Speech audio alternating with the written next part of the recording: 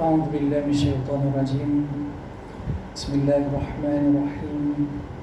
السلام عليكم ورحمة الله وبركاته.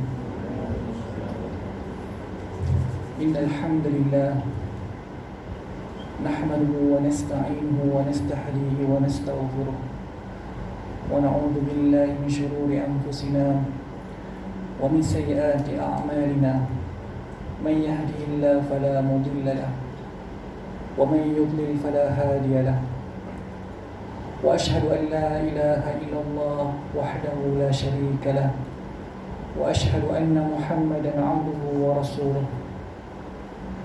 يا أيها الذين آمنوا اتقوا الله وقولوا قولا سديدا يصلح لكم أعمالكم ويغفر لكم ذنوبكم ومن يطع الله ورسوله فقد فاز فوزا عظيما. نعوذ بكلمات الله التامات من شر ما خلق وذرأ وبرأ ومن شر ما ينزل من السماء ومن شر ما يعرج فيها ومن شر فتن الليل والنهار ومن شر كل طارق إلا طارقا يتركه بخير يا رحمن. الحمد لله الذي بنعمته تتم الصالحات. ربنا آتنا من لدنك رحمة وهيئ لنا من أمرنا رشدا. اللهم آت نفسي تقواها وزكيها وأنت خير من زكاها أنت وليها ومولاها. رب يسر ولا تعسر وتمم بخير. أما بعد، نويت التعلم والتعليم والتذكر والتذكير والنفع والانتفاع والإفادة والاستفادة والحث على التمسك بكتاب الله وسنة رسول الله صلى الله عليه وسلم ابتغاء وجه الله ومرضاته وثوابه وقربه سبحانه وتعالى. Alhamdulillah, pertama-tamanya kita merafakkan setinggi-tinggi syukur kita kehadiran Allah Subhanahu wa taala kerana dengan rahmat dan juga limpah kurnianya Allah Subhanahu wa taala bagi pada kita kesempatan dan juga ruang waktu untuk kita sama-sama dapat hadir di dalam rumah Allah yang mulia ini. Mudah-mudahan pertemuan kita dan juga perpisahan kita ini diberkati dan dirahmati oleh Allah Subhanahu wa taala. Jadi alhamdulillah tuan-tuan, setelah hampir 4 bulan kita menanggungkan pengajian kita. Jadi Allah bagi kita rezeki dan Allah bagi kita peluang untuk kita dapat terus menyambung pengajian kitab Ta'limul Muta'allim Tariqat Ta'allum. Jadi tuan-tuan, kebetulan dah saya ni kuliah saya kena pada hari Rabu. Dan kebetulan juga hari ni, hari Rabu 22 Julai ni hari permulaan persekolahan pasca pandemik COVID-19. Tuan-tuan tahu apa rahsia apa rahsianya dimulakan pengajian pelajaran pada hari Rabu? Kalau tuan-tuan baca kitab Ta'limul Muta'allim Tariqat Ta'allum, kitab ni tuan-tuan, kitab ni saya baru beli masa musim COVID-19 itu, musim PKP. Masa musim PKP ni tak tahu nak buat apa, nak cari-cari barang, shopping online beli barang tu, beli barang ni. Jadi cari saya cari kitab-kitab yang ada, kitab Tanbih Al-Ghafilin, kitab Munyatul Musalli dan kitab Ta'limul Muta'allim Tariqat Ta'allum. Ada tuan-tuan, boleh cari di Shopee. Type je, type terjemahan Ta'lim Muta'allim. Tuan-tuan cari yang cover macam ni, warna ungu ni. Yang ini dia ada versi bahasa Arab di depan, ditahqiqkan oleh Syekh Mustafa Ashur. Yang depan ni kita tak boleh baca lah kan? Tapi yang belakang ni dia ada teks bahasa Arab, kemudian ada terjemahan dia. Cuma saya baca balik terjemahan itu, dia ayat dia, perkataan itu, susunan itu tak kemas, susunan dia tak kemas. Cuma ala kulli hal, kalau kita ada kitab ni, terjemahan ni, kalau kita dah beli, apabila saya sebut, sambil saya sebut, sambil saya baca, kita bobek, tulis tepi dia yang mana perkataan yang tak tepat, yang mana terjemahan yang kita rasakan kurang sesuai. Jadi tuan-tuan, dalam kitab ini, nanti dalam fasal yang ketiga ataupun fasal yang keempat, dia sebutkan kenapa, apa hikmah dimulakan pelajaran pada hari Rabu. Memang ada dalam hadis Nabi, dia kata kalau nak memulakan sesuatu, sebaiknya dimulakan pada hari Rabu, terutamanya bagi penuntut ilmu. Siapa yang nak menuntut ilmu, nak belajar sesuatu bidang ilmu, katalah kita nak mengaji ilmu nahwu, ataupun kita nak mengaji ilmu balaghah, ataupun ilmu tajwid, kita ni dah lama dah baca Quran, tapi tajwid kita tunggal langgang, katalah kebetulan kita jumpa seorang asatizah, seorang ustaz yang bersedia untuk nak ajar kita. Kita pun kata, ustaz, boleh tak kita mula hari Rabu? Kenapa hari Rabu? Sebab dalam hadis Nabi disebut, hari Rabu adalah hari dijadikan cahaya. Hari Rabu ialah hari khuliqallah an-nur, hari dijadikan cahaya. Tuan-tuan, ilmu ni cahaya, kan? Al-ilmu nurun, ilmu ni cahaya. Jadi kalau kita nak mula belajar ilmu, kita mulakan pada hari diciptakan cahaya tersebut. Dan disebut juga dalam kitab ni, tuan-tuan, dia kata hari Rabu ialah hari nahas ataupun hari malapetaka bagi orang-orang yang kafir. Kita pesanlah kalau ada kawan-kawan kita non-Muslim, kan, nak buat benda pelik-pelik, jangan buat hari Rabu, kan? Jangan buat hari Rabu. Sebab apa? Saya nasihat dah kamu, kalau kamu buat hari Rabu, takut-takut kena bala. Ini dalam ajaran agama saya sebut, para alim ulama saya sebut, dia kata macam tu. Kamu nak buat benda-benda pun hari lain tak apa. Nak buat arakan tai pusam ke apa ke, buat hari lain tak apa. Jangan buat hari Rabu. Takut nanti insiden lah, kan? Takut nanti macam-macam bala yang boleh turun, kan? Jadi itu antara hikmah dia. Kalau hari Rabu ialah hari malapetaka bagi orang kafir, maknanya hari Rabu ialah hari keberkatan bagi orang-orang Islam.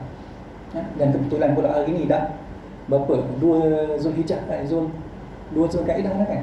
Ke 1? 2 dah, jadi kita dah masuk kepada 10 hari yang sangat-sangat penting, bagi kita sebagai orang Islam. Disebut dalam surah Al-Fajr, wal fajr, demi waktu fajar, walayalin ashr, dan 10 malam yang sangat-sangat berharga. Bahkan 10 hari yang pertama dalam bulan Zulhijjah ini antara hari kegembiraan, hari paling Rasulullah gembira untuk buat amal ibadah. Sebab tu kita disunatkan untuk berpuasa daripada 1 hari bulan sehinggalah 9 hari bulan. Dan kita tingkatkan amal ibadah kita, tingkatkan amalan zikir kita, amalan bersedekah kita, kan? Yang mana nak terlibat dalam korban, jangan kita potong kuku, kan? Jangan kita potong rambut dan sebagainya. Sini ada korban ke, tuan? Ada buat, Macam mana dia punya fikir SOP dia? Ada taklimat dah, Ustaz, kan? Hari ni nak tadi di Masjid Langkah. Alhamdulillah. Mana Ustaz boleh bagi taklimat pada saya nanti, kan? Sebab kita pun nak buat dia tak boleh buat tak di premis personalian, kan? Tak boleh lah. Jadi Alhamdulillah kalau tuan-tuan terlibat untuk korban tahun ini, itu rezekilah kepada tuan-tuan. Jadi nak sebut tadi hari Rabu, hari Rabu, hari untuk kita mulakan pembelajaran kita. Dan kebetulan giliran kuliah saya tepat pada hari Rabu. Jadi rezekilah kepada saya. Jadi mudah-mudahan dengan kita mulakan pembelajaran kita pada hari Rabu, Allah mudahkan urusan kita, untuk kita tamatkan pembelajaran kitab ni. Jadi kalau tak tamat kitab ni, tuan-tuan, bukan masalah pada hari Rabu, masalah pada saya lah. Tuan-tuan cari saya, tarik semula saya bawa ke sini, biar sampai habis juga kitab ni. InsyaAllah kita sama-sama habis, kita sama-sama khatamkan kitab ni. Jadi kita masih lagi berada dalam fasal yang kedua, niat ketika menuntut ilmu, fasal yang kedua. Tuan-tuan, kita ulang kaji sikit, dalam permulaan fasal yang kedua ini, Al-Imam Burhanuddin Az-Zurnuji rahimahullahu ta'ala anhu telah membawa satu hadis yang sangat-sangat penting, bagi kita sebagai seorang Islam, seorang Muslim, iaitu hadis yang pertama diletakkan di dalam kitab Matan Al-Arba'in An-Nawawiyah, kitab 40 hadis Nawawi, diletakkan hadis yang pertama iaitu An Amirul Mu'minin Abi Hafs Umar bin Al-Khattab radhiyallahu ta'ala anhuma qala innama al-a'malu binniyati, setiap amalan itu bergantung kepada niat. Tuan-tuan, hadis ni yang kita baca ni sebenarnya disebutkan oleh ulama, hadis ini merangkumi 1/3 daripada agama kita. Ya. Keseluruhan agama itu 1/3 daripada agama itu ada di dalam hadis ini. Ya, kerana dia melibatkan lisan, melibatkan hati dan juga melibatkan perbuatan kita. Bahkan disebutkan bahawa Al-Imam Asy-Syafi'i ketika mengkaji, ketika mensyarahkan hadis ini, dikeluarkan 70 faedah, 70 masalah fiqh yang boleh dikeluarkan daripada hadis ini, tuan-tuan. Maknanya hadis innama al-a'malu binniyati, ya, hadis ilmu itu agama, amalan itu bergantung kepada niat. Ini hadis yang sangat besar. Sebab tu kita kena hafal, tuan-tuan, kan? Cuba hafal, paling kurang kita hafal separuh daripada kitab Matan Arba'in Nawawiyah, kitab 40 hadis Nawawi, ataupun ya, lebih elok lagi kita hafal 40 hadis tersebut, kan? Itu lebih elok. Saya semasa sebelum musim PKP, saya pergi ke masjid di Janda Baik, ya, di kampung Janda Baik. Waktu pagi, tuan-tuan, lepas subuh, ya, ada seorang budak, seorang kanak-kanak umur 9 tahun, 10 tahun, pergi ke depan, ambil mikrofon, ya, kemudian buka kitab apa? Kitab Sahih Bukhari. Dia baca satu hadis, dia ulang 3 kali, tuan-tuan. Ya, dia baca matan, kemudian baca terjemahan. Habis terjemahan, ulang balik baca matan. Ya, 3 kali.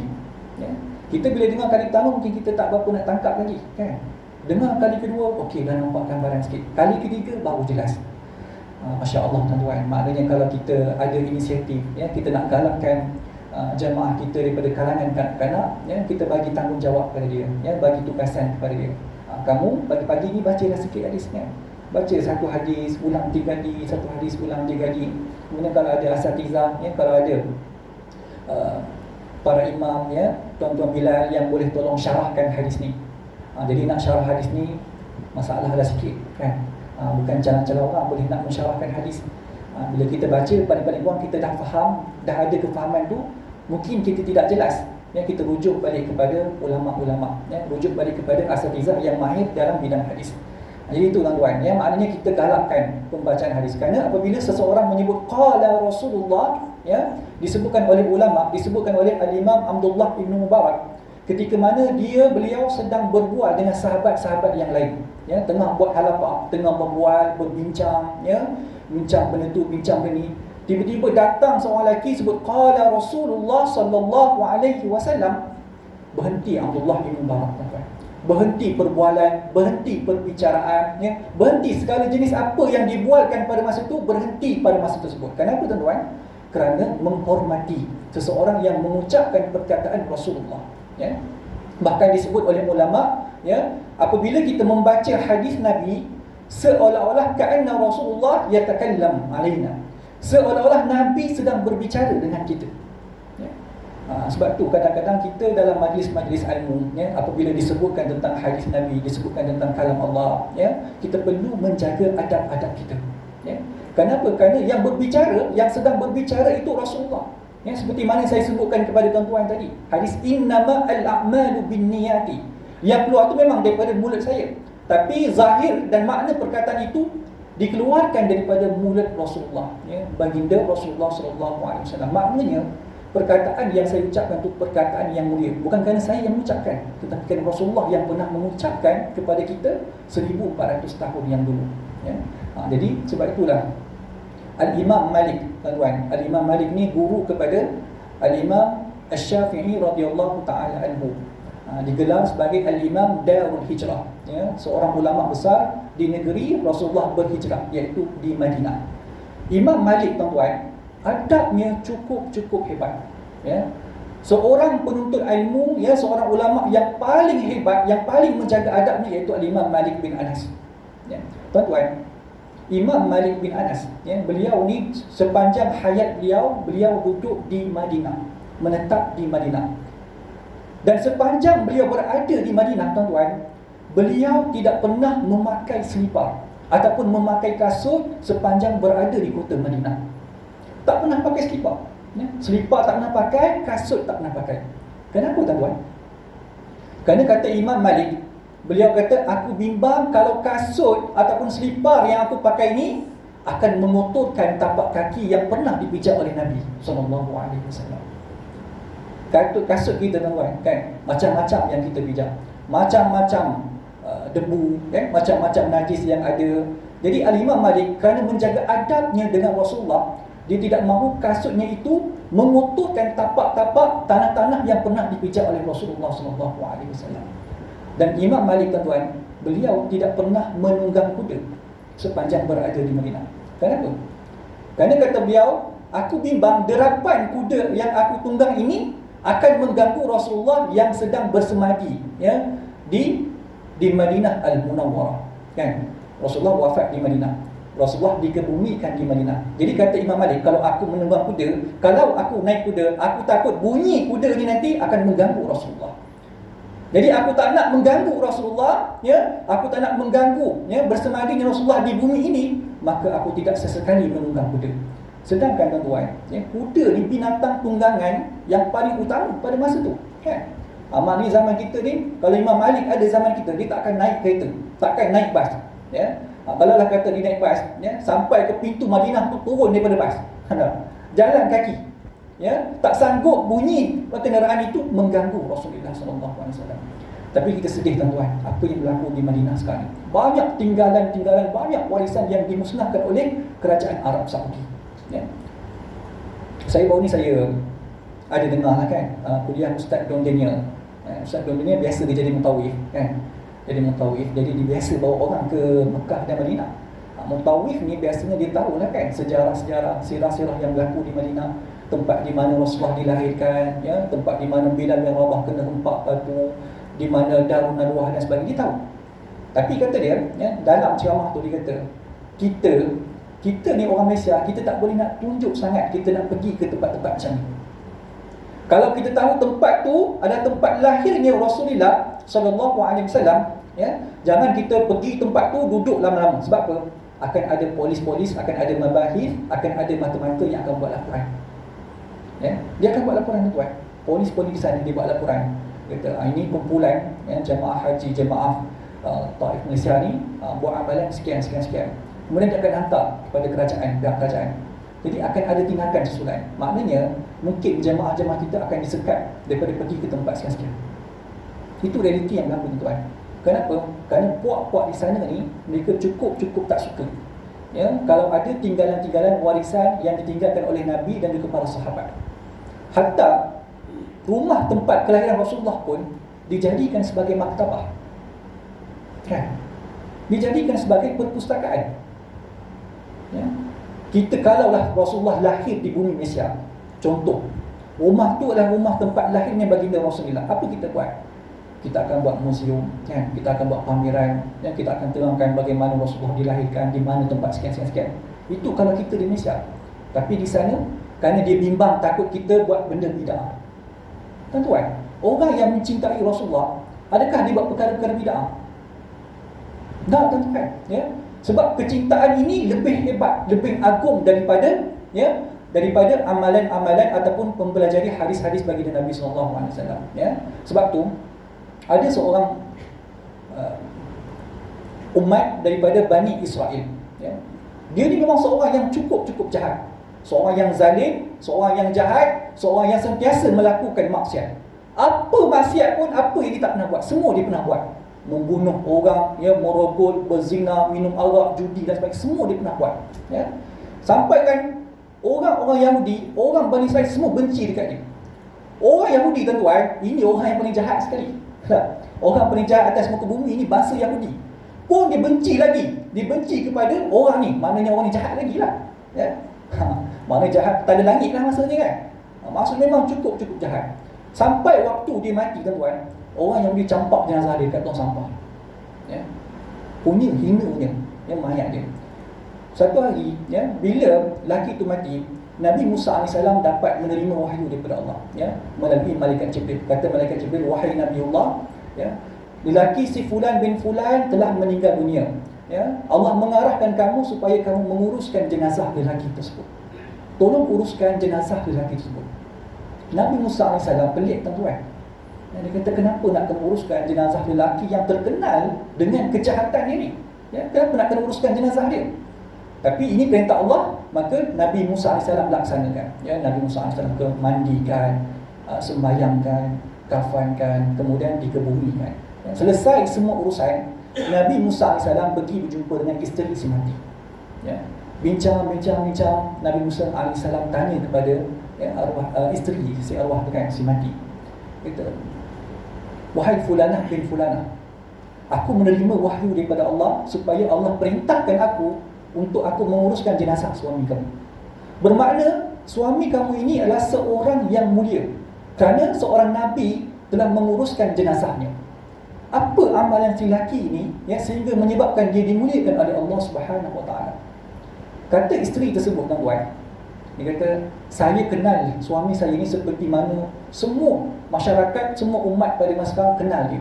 Maknanya dia seorang yang jahat. Dia terkenal dengan kejahatan dia. Ya? Semua dosa dia pernah buat. Tapi saya tahu yang orang lain tidak tahu. Apa amalan dia? Setiap malam, suami saya sebelum dia tidur, dia akan buka kitab Taurat, dia akan baca kitab Taurat, sehinggalah bila dia melalui satu nama, bila dia menyebut, membaca satu nama, dia akan berhenti pada nama tersebut, kemudian dia akan cium nama tersebut. Siapa nama itu, tuan? Baginda Rasulullah SAW.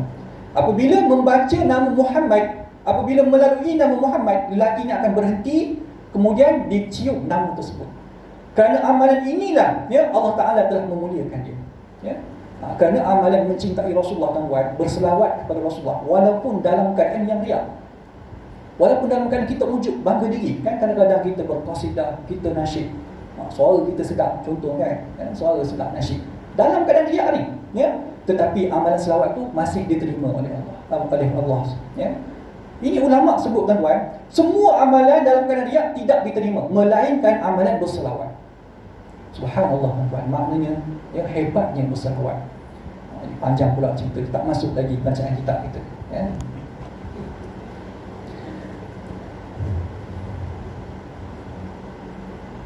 Di surau lain, tuan-tuan, katanya tak boleh lebih daripada waktu isyak. Penceramah tak boleh lebih daripada waktu isyak. Azan isyak terus kena berhenti. Di surau Taman 3 katanya ada seorang ustaz ni terlebih masa 20 minit, 30 minit. Rupanya ada pemantau. Jadi dapat amaran lah kan daripada pihak berwajib. Dia kata kalau boleh janganlah berlaku lagi perkara-perkara sebegini. Tapi saya mesej Ustaz Zaidi, dia kata tak ada masalah. Nak berhenti bila pun pulang lah. Tapi insyaAllah kita akan jagalah SOP yang telah ditetapkan. Baik. Fasal 2, fasal niat.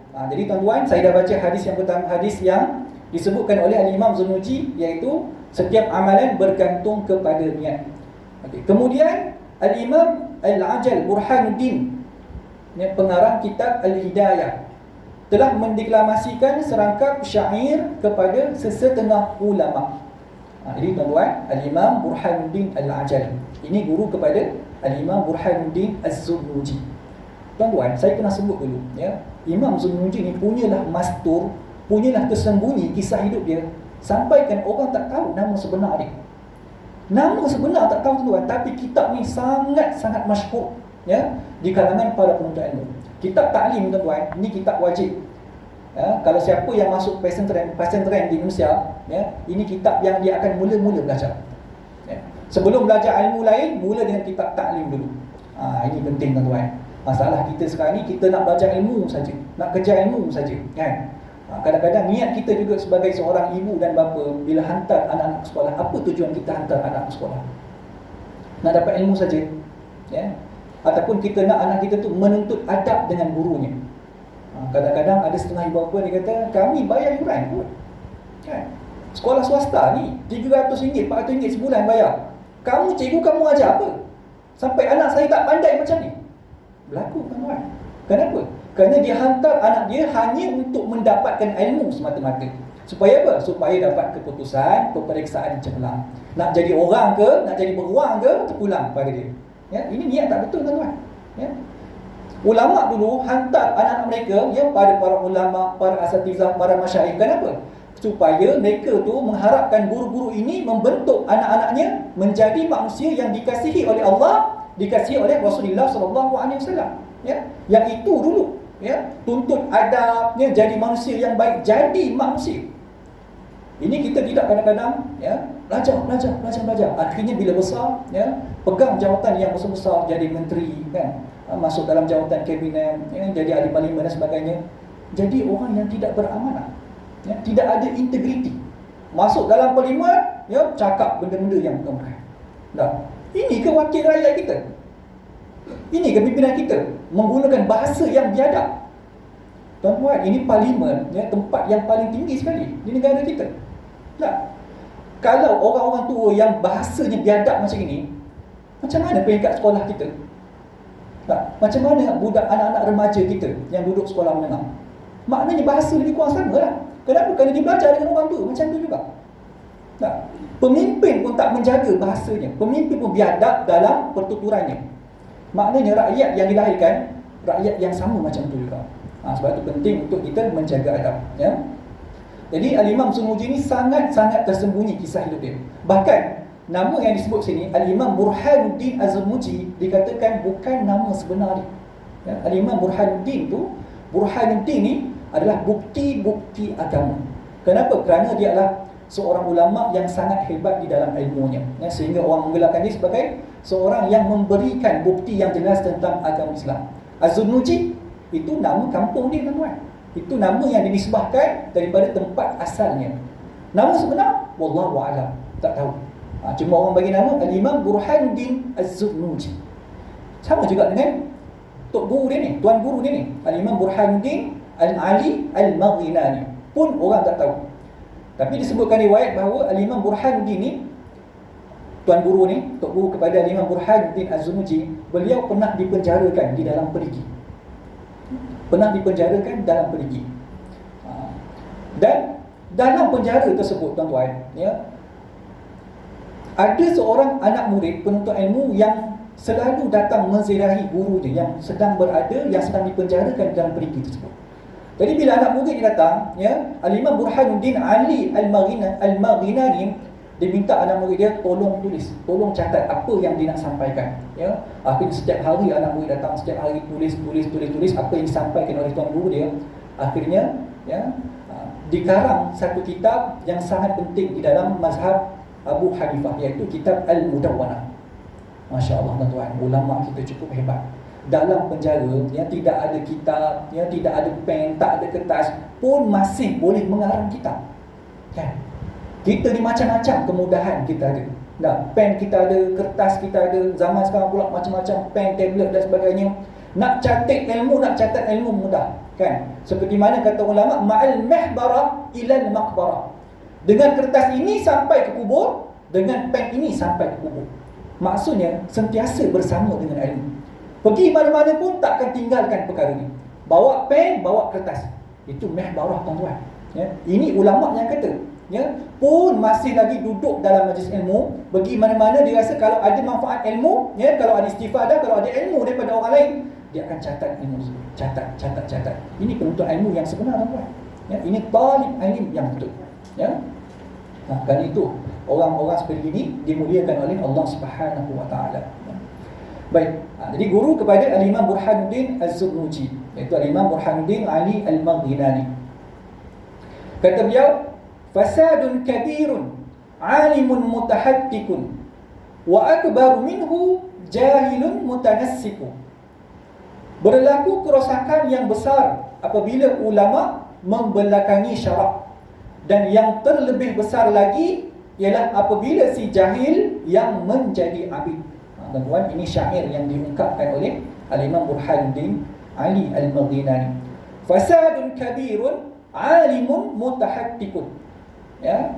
Kerosakan yang besar akan berlaku apabila seorang alim tidak ikut syarak.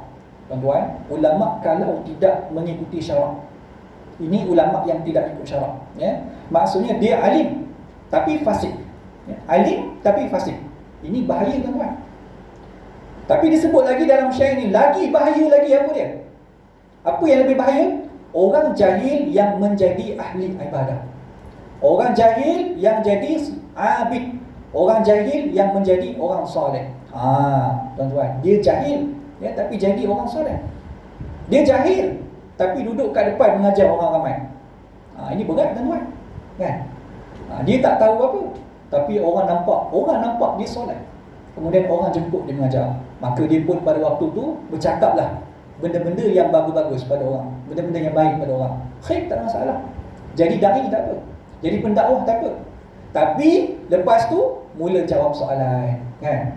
Kemudian boleh jadi ahli fatwa pula lah. Tak, boleh bagi tahu hukum halal, ini haram. Padahal dia tak tahu apa tuan-tuan. Kan? Banyak berlaku sekarang, ya. Selebriti yang berdakwah, yang berhijrah, kan?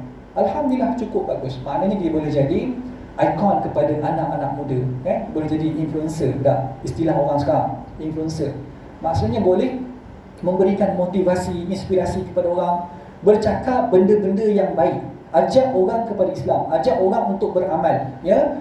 Ajak orang supaya taat kepada Allah, ya. Jauh daripada maksiat, ingatkan tentang nikmat Allah. Ini pesanan daripada Al-Imam Abdullah bin Alawi Al-Haddad. Yang tu tak apa tuan-tuan.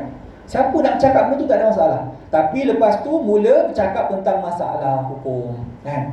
Ya, masalah fiqh, masalah tauhid. Padahal dia jahil, tak tahu apa-apa pun. Jadi tuan-tuan, kita kena kenal lah, ya, siapa pendakwah yang macam ni, siapa yang betul-betul ahli ilmuwan, ahli ilmu agama, yang benar-benar faqih dalam bidang dia. Kena tengoklah, kita tak menafikan, ya, kita tak menafikan usaha, ya, dakwah para pendai ni, tak ada masalah, ya. Pencetus ummah ke, ya, dai imam muda ke, tak ada masalah tuan-tuan. Tapi kalau dia bercakap benda hukum padahal tu bukan bidang dia, bukan kemahiran dia, cakap ikut suka dia, tu kita kena berhati-hati tuan-tuan, ya, kena berhati-hati. Maka orang macam ni jadi dai tidak ada masalah, ya. Kenapa orang mudah ikut dia tuan-tuan? Kenapa mudah sangat, ya, masyarakat kita nak ikut selebriti yang bercakap tentang agama tapi bukan bidang dia?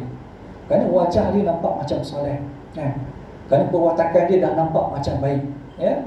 Sedangkan tidak semua yang baik itu boleh untuk membimbing. Tak semua yang soleh boleh untuk nak membimbing masyarakat. Sebab tu dalam agama kita ada dua istilah yang penting. Yang pertama soleh, yang kedua muslih, ya. Soleh, orang yang soleh, siapa-siapa boleh jadi soleh. Siapa-siapa pun boleh jadi baik, ya. Dia nak solat sunat 100 rakaat satu malam, dia nak puasa, ya, 2 kali seminggu, kan? Dia nak berzikir, dia nak pergi haji 2-3 kali, nak pergi tawaf, ya, pergi umrah dan sebagainya. Tak ada masalah, ya. Yang nak jadi muslih, ini para ulama tuan. Muslih ni orang yang nak baiki masyarakat, orang yang nak islah masyarakat, orang yang nak betulkan masyarakat. Nak betulkan masyarakat mesti ada ilmu, ya. Sebab tu tak semua orang baik boleh untuk membimbing, ya. Bukan kerana nampak dahi hitam je terus panggil jadi penceramah. Tak betul tu tuan-tuan, ya. Huma fitnatun fil alamin azimatun. Kedua-duanya merupakan